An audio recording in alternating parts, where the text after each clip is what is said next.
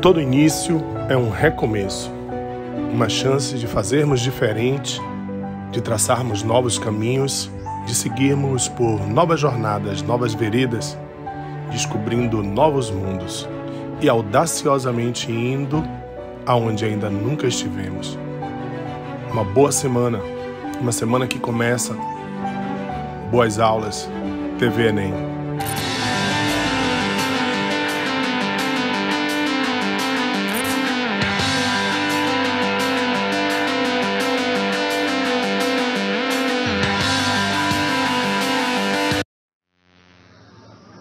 Nós vamos falar agora sobre eletrodinâmica, que é um dos ramos da eletricidade. Em eletrodinâmica, nós vamos estudar as cargas elétricas em movimento, formando então uma corrente elétrica e os efeitos dessa corrente elétrica.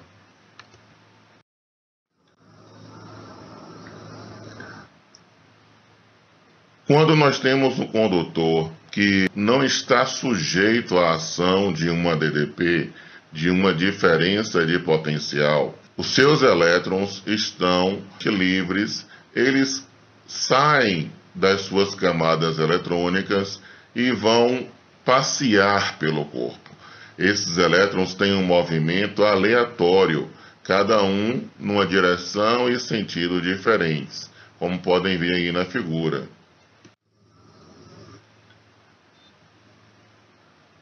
Revisando um pouco, nós vimos no início de eletricidade, em eletrostática, que a matéria é formada por átomos que, por sua vez, são formados pelos prótons, elétrons e nêutrons. E na eletrosfera do átomo, os elétrons estão girando. No núcleo do átomo, nós temos os prótons e nêutrons. Aos elétrons, nós atribuímos a carga de sinal negativo, e aos prótons, atribuímos a carga de sinal positiva. E os nêutrons não possuem carga elétrica, não interagem eletricamente. Os elétrons e os prótons podem interagir entre si. A quantidade de carga elétrica de um corpo depende do número de elétrons que ele ganhou ou perdeu.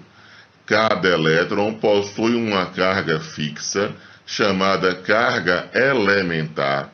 Essa carga elementar tem um valor fixo, seu valor é 1,6 vezes 10 elevado a menos 19 coulomb.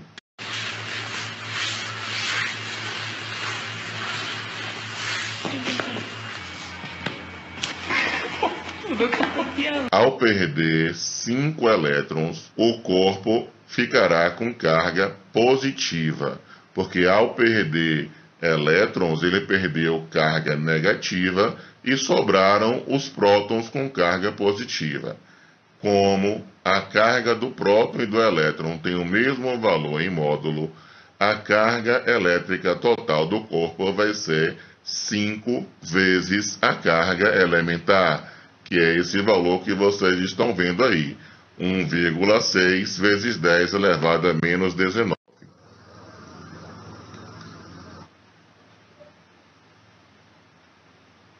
Observem na tabela abaixo que os elétrons têm uma massa muito menor do que a massa do próton.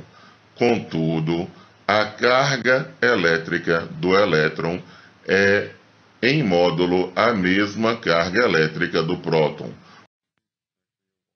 A new dog. Hi, Faye. That's you, that's right. Hey, Dad, There's look. our jungle kitty. Okay. It's a little dry.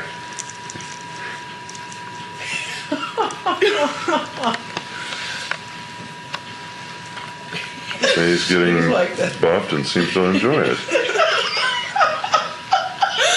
It's a little dry here. It's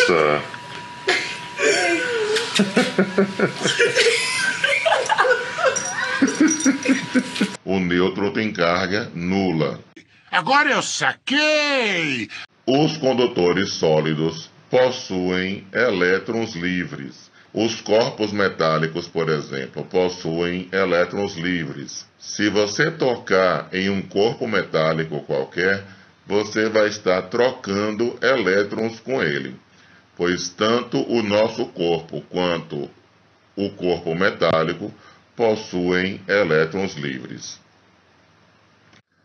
Já nos condutores líquidos, como nas baterias de veículos, nós podemos ver ali uma solução eletrolítica, onde íons positivos, chamados cátions, se movimentam num sentido, e íons negativos, chamados ânions, se movimentam no sentido oposto. Nós temos, então, uma movimentação de íons positivos e negativos, ou seja, cátions e ânions.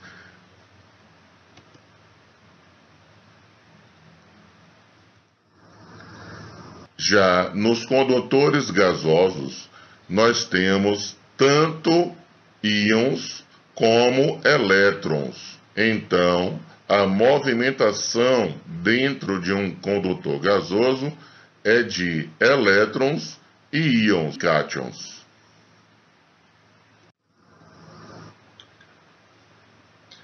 No átomo de um material considerado condutor, os elétrons da última camada ficam trocando constantemente de átomo. Eles saem da última camada e ficam pulando de átomo em átomo, circulando pelo corpo. Portanto, eles são chamados elétrons livres. Observem aí a quantidade de carga que é dada por Q igual a N vezes E, onde N é o número de elétrons ou prótons em excesso, e E é a carga elementar.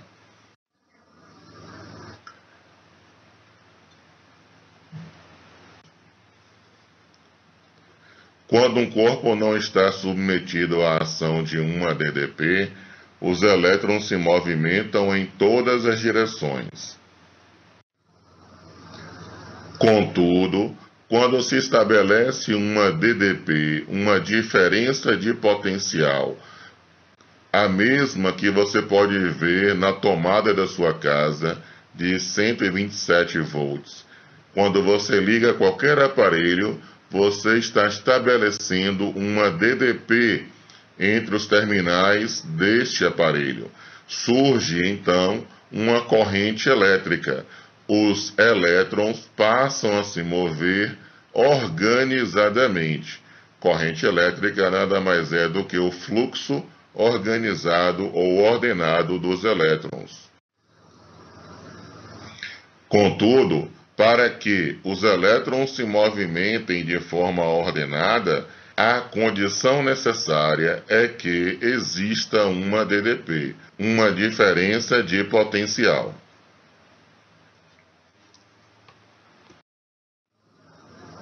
A corrente elétrica, portanto, é o movimento ordenado de cargas elétricas. Só lembrando, nos condutores sólidos são elétrons livres, como os metais. Nos líquidos são cátions e ânions. Nos gasosos são cátions e elétrons. Gás ionizado.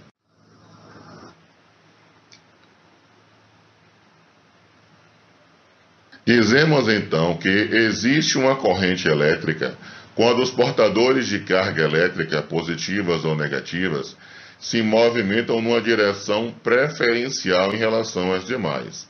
Nos metais, na figura logo mais abaixo, observem que são os elétrons que se movimentam. Então você tem uma corrente eletrônica. Os elétrons se movimentam de forma ordenada. Nas soluções eletrolíticas, os portadores de carga são íons positivos e negativos. Íons positivos para um lado e íons negativos para o outro lado. Já nos gasosos você tem íons e elétrons em movimento.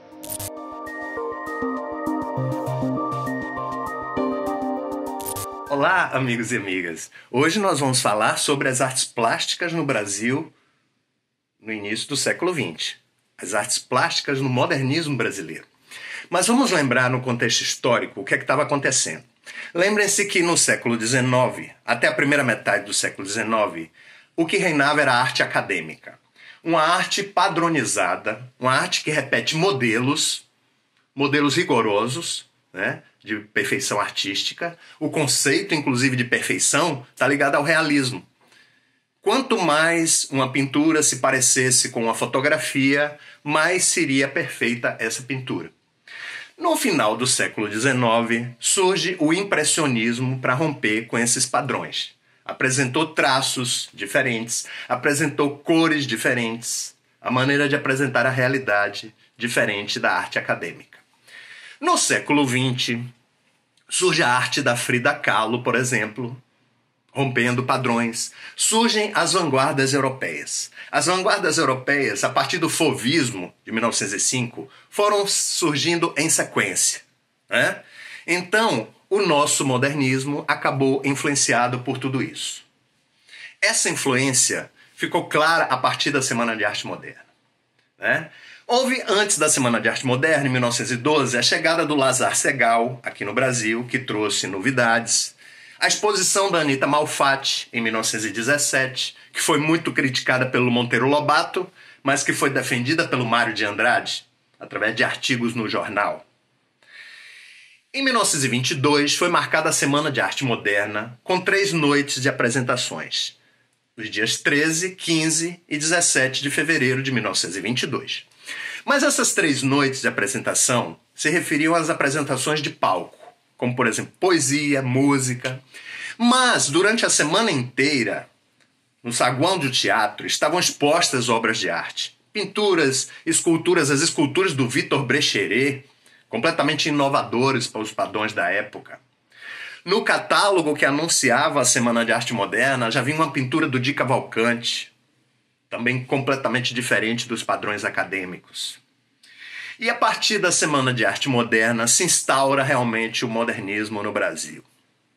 Era preciso romper com aquele equilíbrio geômetra, aquele equilíbrio que fazia com que a arte parecesse uma fotografia, aquele acabamento realista, aquele conceito de perfeição na arte. Era preciso destruir tudo isso e construir uma nova arte, né?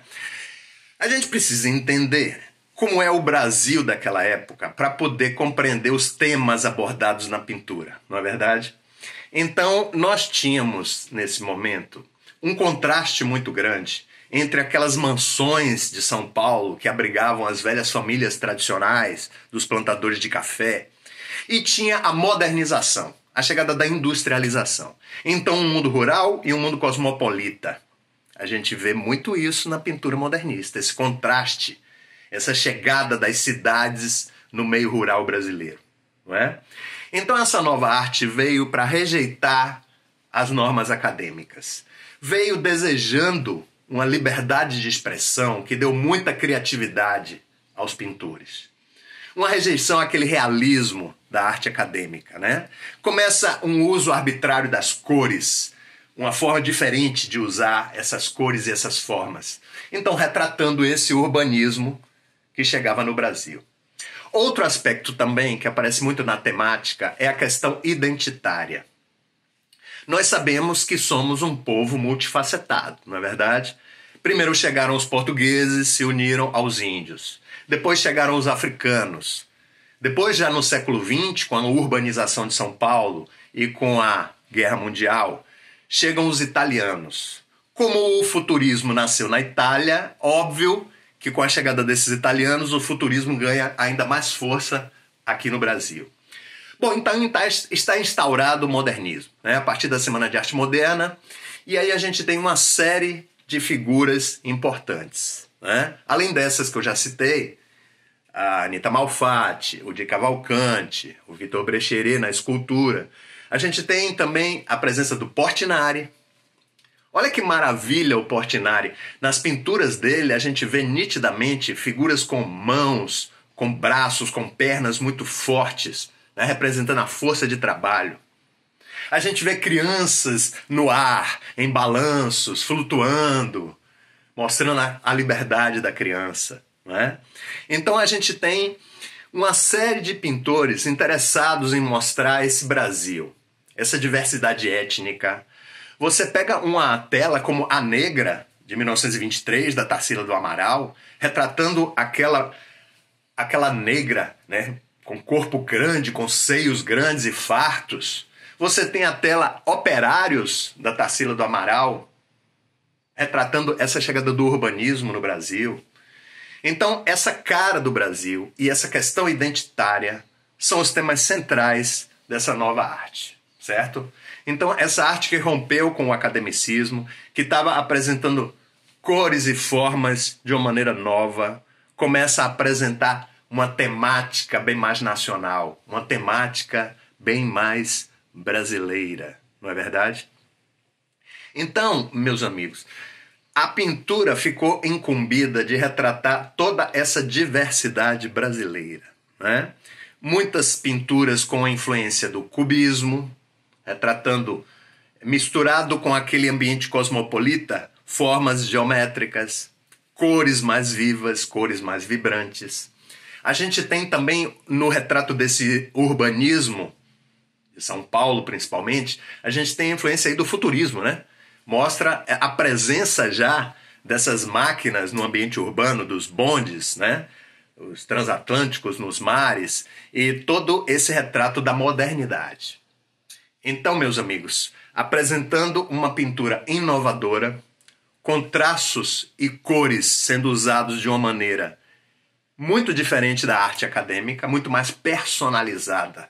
Observe como é que a personalização, né, aquela coisa que é a alma do pintor retratado naquele quadro, fica muito mais evidente agora. Agora que não precisa mais ser uma pintura realista, que não precisa mais imitar as formas e as cores, os pintores estão com toda a liberdade para explorar a sua criatividade.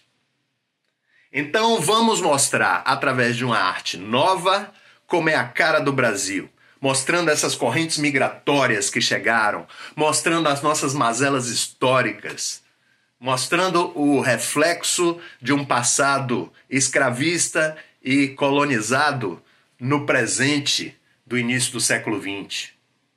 Não é? Então nós temos uma temática voltada para a brasilidade, para a questão identitária e para a questão da cara do nosso país. Né? Os diversos ambientes, os diversos cenários brasileiros são retratados nas artes plásticas. Né? O cenário tanto rural como urbano. A gente nota muito a fusão dessas duas coisas. Né? Então, meus amigos, as artes plásticas no Brasil tiveram uma grande revolução no início do século XX. Notadamente a partir da Semana de Arte Moderna, que aconteceu em 1922. Certo?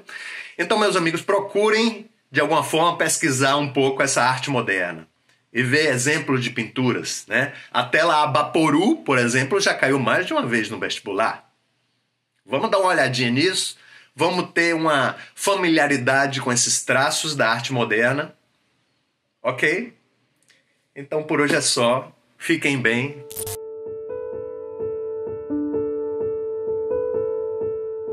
E aí, gente, beleza? Meu nome é Fernanda Ruth, eu sou psicóloga. E hoje, de uma forma bem intimista, bem breve, quero bater um papo com vocês sobre autocompaixão. O que é autocompaixão? Vamos pensar juntos. Vamos pensar pelo viés do meu trabalho, pelo lado do meu trabalho, que eu acho que assim fica mais fácil da gente entender. Autocompaixão para o Mindfulness, que, como vocês já sabem, é uma das perninhas do meu trabalho, a gente percebe a autocompaixão no Mindfulness como um ponto muito importante de ser cuidado, de ser trabalhado, de ser incentivado em cada um de nós. Mas como é que incentiva em cada um de nós que a gente tenha autocompaixão em relação a nós mesmos? Através de habilidades que a gente vai desenvolvendo, mas principalmente, vou dar um exemplo. Se você passou por uma situação que te deixou chateado, irritado, ansioso, triste, ao invés de se culpar, ao invés de olhar para você mesmo de uma forma rude, de uma forma bruta, se culpando, se cobrando pela forma que você falou, pela forma que você agiu naquela situação, ao invés de fazer dessa maneira, para o Mindfulness, a gente pode experimentar olhar para si mesmo nessas situações desagradáveis de uma forma gentil, de uma forma mais amável, de uma forma mais cuidadosa. Porque na realidade nós não fomos acostumados a olhar para nós mesmos de uma forma gentil, de uma forma amável, com autocompaixão. A tendência é que a gente muitas vezes nos cobre, que a gente nos culpe, que a gente fale, por exemplo, muito mais sobre os nossos defeitos do que sobre nossas qualidades. E o Mindfulness tem possibilitado que a gente possa pensar sobre nós mesmos de uma forma mais gentil.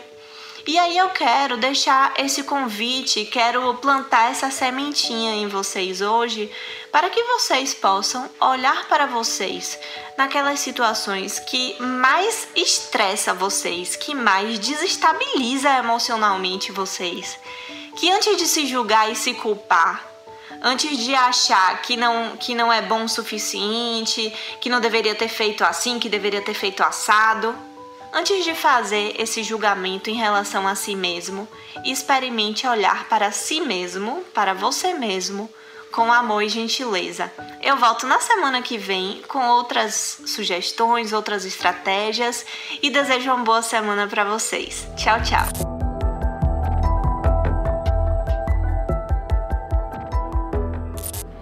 Olá, tudo jóia?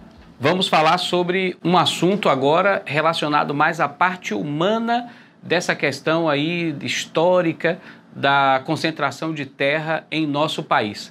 Falamos sobre conceitos, falamos sobre produção, falamos sobre agronegócio. Agora nós vamos falar especificamente sobre o processo histórico que gerou a concentração de terras muito desigual que existe no Brasil. Bom, para a gente poder entender como isso aconteceu de uma maneira mais específica, percebam que ao longo da história do Brasil, quando a gente estuda, por exemplo, o que aconteceu com a terra sempre esteve na mão de uma pequena elite e grandes espaços sendo muito mal utilizados por essa grande elite. Esse processo, inclusive, levou a uma especulação muito forte desse espaço rural. Bom, a gente pode estabelecer, digamos, períodos históricos para entender isso melhor, sobre a necessidade urgente do nosso país ter que fazer uma reforma agrária.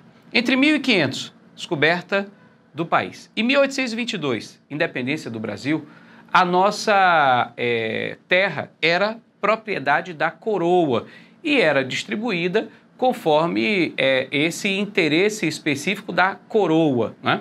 Bom, nesse período era marcante, por exemplo, a presença de gigantescas propriedades como as capitanias hereditárias, propriedades rurais que eram distribuídas a pessoas da nobreza com grande influência na corte e que eram tão grandes que superavam e muito algumas dessas capitanias o tamanho de alguns países europeus. Eram tão grandes que não conseguiam muitas delas ser administradas por esses donatários que recebiam as capitanias hereditárias. Essas capitanias hereditárias, determinados espaços, eram devolvidos à coroa pelo dono não conseguir administrar, porque o dono não conseguia administrar. Essas terras eram chamadas de terras devolutas. A partir de 1822, ou seja, após a independência, o governo brasileiro estimulou a ocupação de terras devolutas. Era, por exemplo, estimulado para que a população ocupassem esses espaços, bastava simplesmente cercar esse espaço e começar a produzir nele para que o governo brasileiro entregasse um documento de posse de terra. Portanto, até então, a terra não tinha valor comercial. Só que tinha um porém.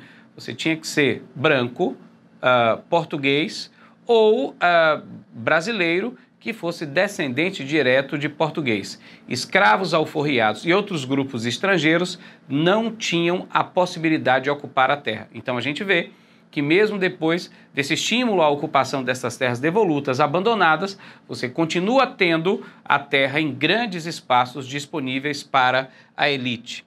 Em 1850, foi assinada em nosso país a Lei Eusébio de Queiroz, que proibia o tráfico de escravos.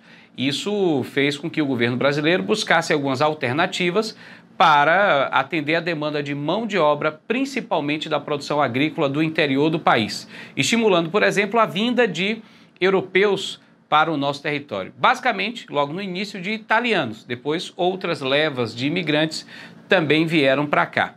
Mas o governo passou a ter uma preocupação. Se ele queria trazer esses imigrantes europeus para trabalhar no campo e tivesse muita terra disponível para esses imigrantes, eles não iam trabalhar nas grandes lavouras dos grandes proprietários de café. Eles iriam se deslocar para as terras disponíveis. E aí a falta de mão de obra continuaria. Então, junto com a Lei Eusébio de Queiroz, o governo, de uma maneira estratégica, também assinou a Lei de Terras, que definia que a terra só poderia, a partir desse momento, ser comprada em leilões. É a partir daí, da Lei de Terras, que a terra no Brasil passa a ter valor comercial. Até então ela não tinha, era distribuída para a elite de uma maneira estratégica, onde somente aquela ocupação e utilização da terra daria o título ao proprietário. Mas a partir de 1850, com a Lei de Terras, ela tinha que ser comprada em grandes leilões. Mas, uma vez, repetindo, só quem poderiam comprar: portugueses e brasileiros brancos, escravos, mesmo que alforriados, e estrangeiros não podiam participar desses leilões nem comprar a terra. Veja que já chegamos em 1850, comecei lá em 1500 e a terra continua em grandes propriedades na mão da elite, extremamente concentrada e em grandes espaços disponíveis para esse grupo. Bom, em 1930 houve uma grande revolução que derruba a oligarquia cafeeira. Havia esperança de que ocorressem mudanças importantes no campo. Nenhuma foi registrada, nenhum projeto significativo que discutisse reforma agrária até então no Brasil tinha sido desenvolvido. Comecei em 1500, já estou no século XX, 1930, e nada relacionado à ação política para a realização de uma reforma agrária é feita no país. Em 1945, surgem vários projetos de reforma agrária, só que todos são engavetados. Nenhum acaba sendo votado e aprovado a título de ação do governo federal. Na década de 60, João Goulart criou uma secretaria importante, a SUPRA, que é a Superintendência para a Reforma Agrária, mas ele não teve tempo de implantar o projeto porque o seu governo foi derrubado pelos militares quando o golpe de 64 se instituiu. Já cheguei em 1964, nenhum projeto de reforma agrária desenvolvido.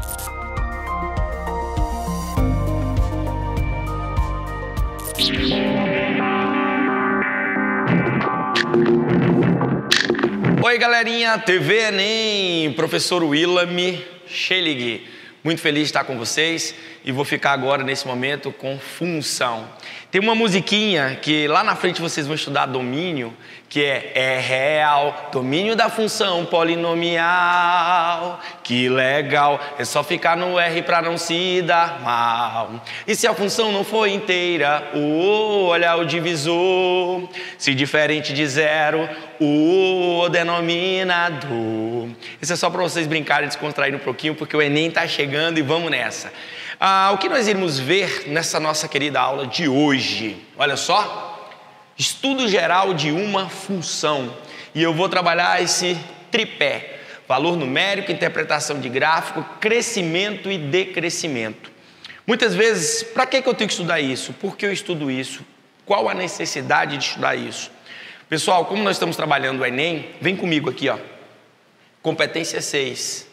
interpretar de natureza científica e social os gráficos. Então quer dizer que o Enem vai colocar um peso maior sobre essa matéria que nós estamos vendo aqui hoje, como todas as outras aulas de função.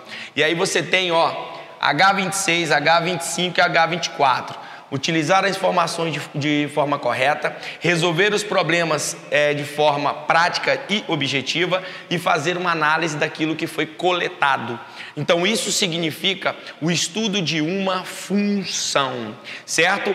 O que é um gráfico? O gráfico nada mais é do que uma representação de figuras geométricas, tá? Desenhos, figuras, tabelas, diagramas, imagens, onde dentro dela há um conjunto de informações onde você vai poder investigar. E essa investigação, a grosso modo, significa a competência que está relacionada dentro da competência número 6 do Enem, certo? E qual a característica de uma função, professor William? São 3 características simples. Simplicidade, clareza e finalidade. Qual a finalidade de um gráfico, professor William? Evidenciar informações. E elas podem ser evidenciadas de várias formas. Podem ser evidenciadas por um plano cartesiano, tá? E ela pode ser evidenciada por um círculo ou pode ser evidenciada dentro de uma forma triangular. Beleza? O que é o valor numérico de uma função? Vem comigo. Olha que coisa interessante. Valor. Letra.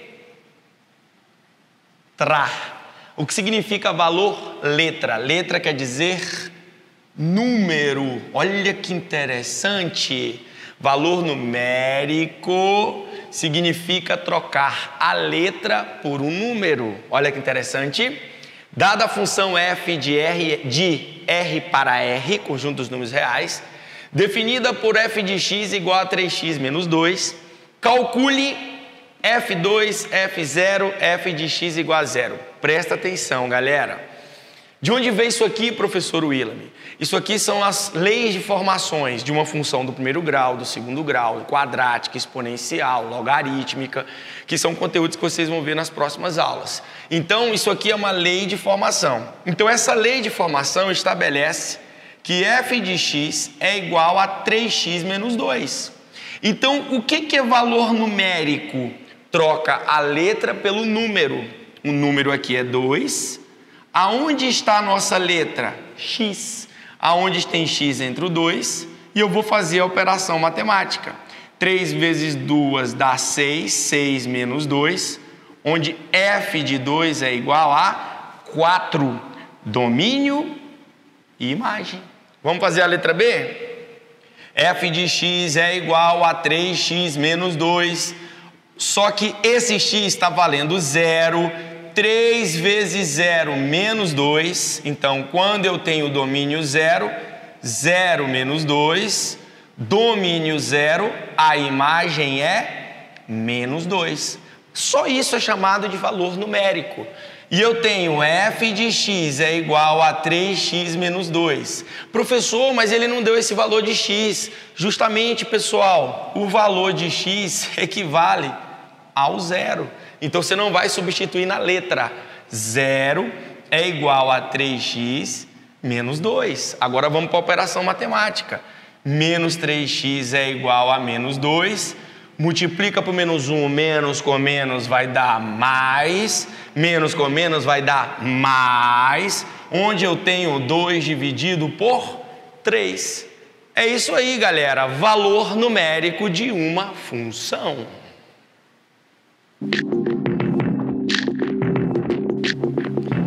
Já sabemos que valor numérico é trocar a letra por um número, mas antes de interpretar um gráfico, eu preciso entender o que é um gráfico, tá? Então esse gráfico, ele vem de retas perpendiculares. O que são retas perpendiculares? São retas que cruzam no mesmo ponto, formando ângulos de 90 graus. E olha que interessante, a partir do momento que eu pego e faço isso aqui, ó, olha que interessante. Olha que legal. A partir do momento que eu faço isso daqui, como é que o relógio gira, turma? O relógio ele gira sentido horário, só que na função é sentido anti-horário. Olha só, primeiro quadrante, segundo quadrante, terceiro quadrante, quarto quadrante. Professor, mas o que é quadrante? Calma, quadrante significa o par ordenado. Então eu vou ter o valor de x e y, certo? Então aqui tem x e y, olha que interessante. Se aqui é 0, tudo que vai para frente é positivo de x. Tudo que sobe é positivo de y. Tudo que volta é negativo para x. E tudo que desce, negativo para y. Vamos montar os pares ordenados. Sempre começando com x. Ó, positivo com positivo. Eu tenho negativo com positivo, negativo com positivo, negativo e negativo. E eu vou ter positivo e negativo. Lembra que tem que começar por x, certo? Então isso aqui é conhecido como plano cartesiano. Plano cartesiano são retas perpendiculares que cruzam no mesmo ponto, formando ângulos de 90 graus. E em sentido anti-horário são colocados os quadrantes, onde o quadrante significa a posição de cada número, se é positivo e negativo e onde ele deve estar localizado.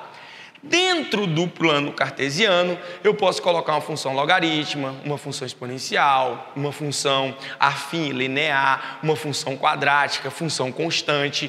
Então existem dois tipos de gráfico, aqueles que são gráficos pontuais da matemática e os outros que são gráficos matemáticos em cima de estatística, como barra, gráfico de linha e etc. Já sabemos valor numérico, que quer trocar um número pela letra. Já sabemos o que é um plano cartesiano. Agora está na hora de começar a mexer as cadeiras com relação ao gráfico.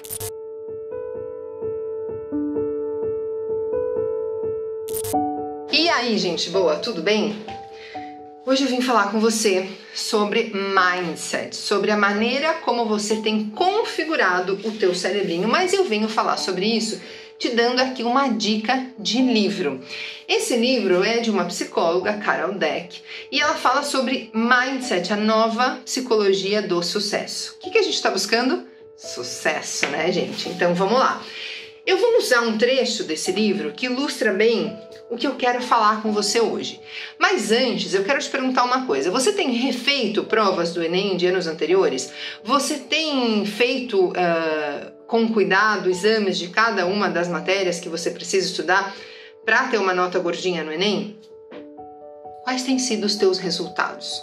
E como você tem se sentido em relação a eles?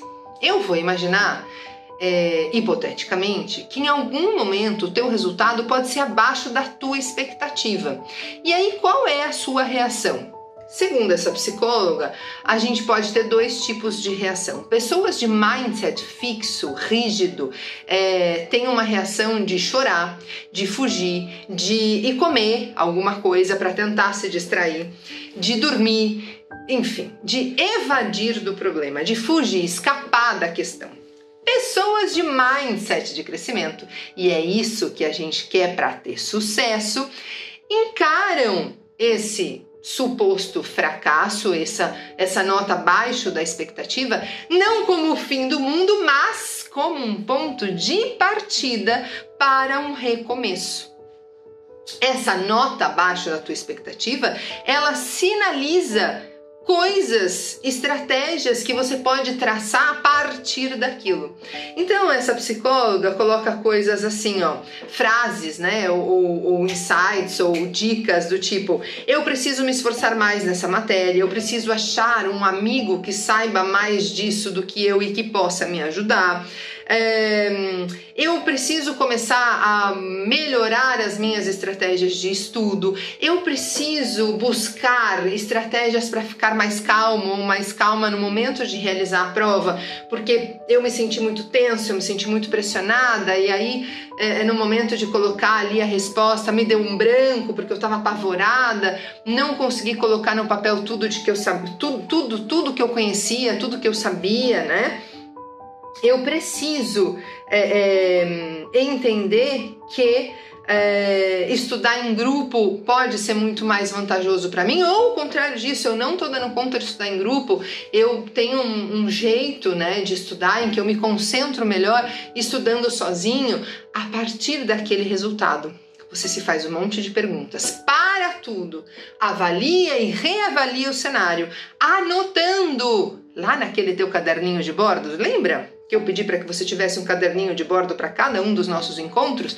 Lá nesse seu caderninho de bordo, você vai anotar todas essas reflexões. O meu resultado foi tal, eu gostaria que tivesse sido tal, e a partir de agora, a minha estratégia é... 2 pontos, e começa a traçar a tua estratégia. Com quem você vai contar? Qual o tempo que você vai destinar para você fazer o que precisa ser feito? Tá entendendo onde eu quero chegar? Eu vou falar bastante a respeito desse livro, tem vários trechinhos aqui que a gente precisa ter em mãos, né, e tal. Mas o que a gente precisa mesmo saber é que você é a pessoa certa para aprovar esse Enem. Você tem condições, você vai dar conta. Você só precisa estar consciente de que tudo é uma estratégia. Você precisa ter uma boa estratégia para alcançar esse sucesso e essa meta. Tudo bem? Ficar chorando, ficar se lamentando por uma notinha abaixo da tua expectativa que você tirou, não vai levar a gente a lugar nenhum. Tá combinado então? Caderninho de bordo, faça as suas anotações e vamos avançando juntos. Eu quero o seu mindset de crescimento. Combinado? Até mais!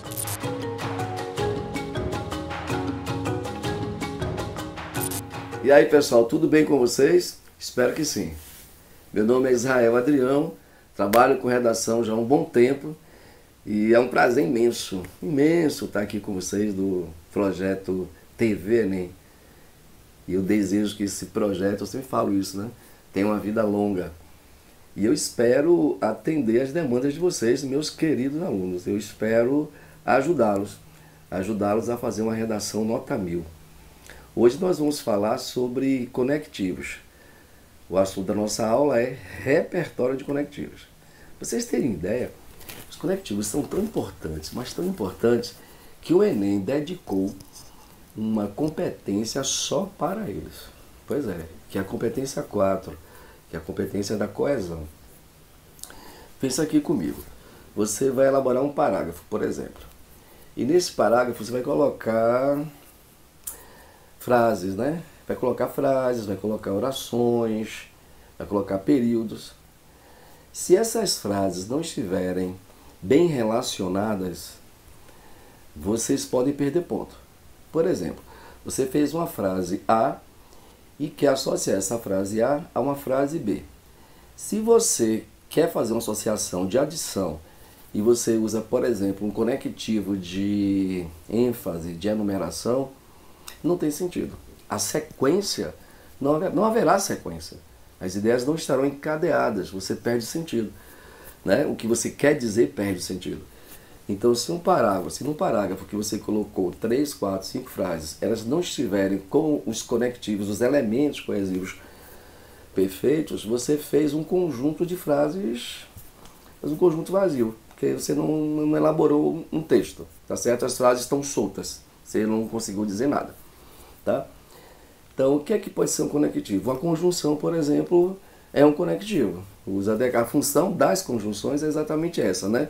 Ligar orações. Os conectivos também são chamados de conectores, também são chamados de elementos coesivos, também são chamados de operadores argumentativos. Captou isso? Então, quando vocês ouvirem alguém falar, use conectivos, use conectores, use elementos coesivos, use operadores argumentativos. Essa pessoa ou essas pessoas estão falando sobre, tá certo? A competência 4, tá bom? Vamos lá. Qual a função dos conectivos? Ó, pessoal, a principal função, né? A principal função dos conectivos é estabelecer uma relação semântica entre as frases, as orações, os períodos e os parágrafos. Pois é, de um parágrafo para outro também precisa haver, você precisa colocar conectivos, tá? Porque precisa ter uma relação, uma associação. Por exemplo, se você vai usar, você fez a introdução e vai fazer o desenvolvimento 1. Então é importante você colocar em primeira análise, por exemplo, tá certo? Aí vai para o D2, outro sim, além disso, né? O além disso é muito interessante, porque ele pode estar presente no início dos parágrafos, como também entre as frases. E se usar o conectivo errado? Porque pode acontecer de vocês usarem o conectivo errado. Se vocês usarem o conectivo errado, o corretor, a pessoa que vai ler o seu texto, vai entender errado, né? Então vamos nós. Por exemplo, vamos imaginar aqui um exemplo, tá? Se você quer, por exemplo, a estruturação do seu parágrafo, estabelecer entre dois períodos uma relação de adição, como é que você faz? Que conectivo você deve usar, né? O além disso, outro sim, mas aguarda que daqui a pouco eu vou dar uma lista para vocês. Eu quero primeiro que vocês entendam esse mecanismo da coesão. Exemplo, eu acho importante, por exemplo, investir na área da educação e também investir na área da saúde. Então eu estou elaborando um parágrafo e eu quero nesse parágrafo deixar clara a relação entre saúde e educação, que eu acho as duas áreas importantes, tá certo? Ah, professor, eu posso fazer isso, posso falar sobre a área da educação, a área da saúde no mesmo parágrafo, sem gerar confusão? Claro que pode, é só usar o conectivo correto, tá bom?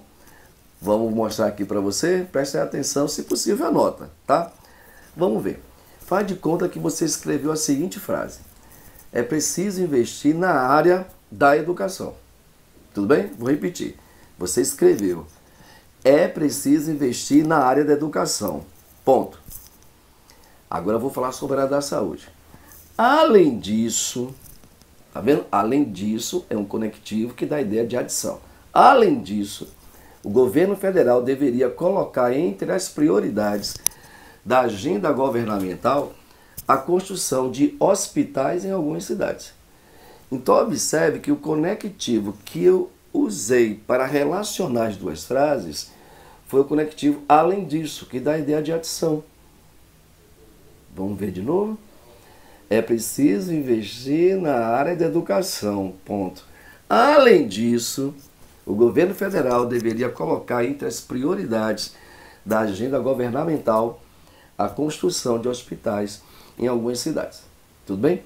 Uma outra construção que eu gosto muito, para dar a ideia de adição, é essa daqui.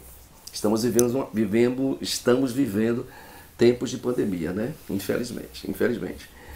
Então a gente fala muito de saúde, fala de capitalismo, fala de moradia, fala de fome, a gente fala de muita coisa ao mesmo tempo, da área econômica, não é?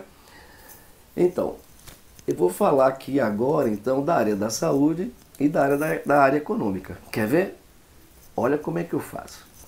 A pandemia do coronavírus não só afetou a área da saúde, mas também a área econômica. Olha que beleza.